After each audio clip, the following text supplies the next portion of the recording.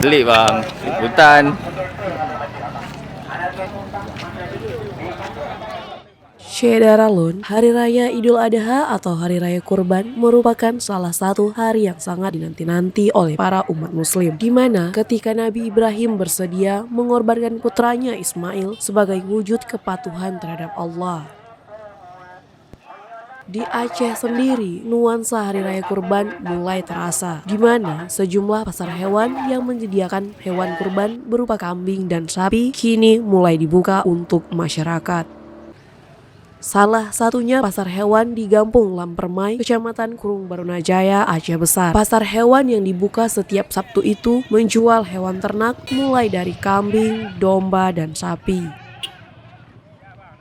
Salah seorang peternak kambing, Muhammad Ihsan, mengatakan bahwa untuk satu ini ia menjual hewan ternaknya untuk kebutuhan kurban mulai dari 2 juta hingga 4 juta per ekor.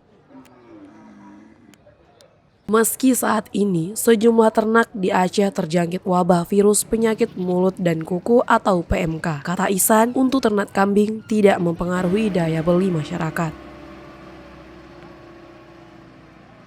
Sementara itu, salah seorang peternak sapi yang juga menjual ternaknya di pasar tersebut, Yanto, mengaku bahwa untuk sapi saat ini dijual masih relatif normal. Hal ini juga dibarengi dengan wabah virus PMK di Aceh yang saat ini mulai terkendali. Untuk harga sapi sendiri dijual mulai harga 14 juta hingga 17 juta rupiah.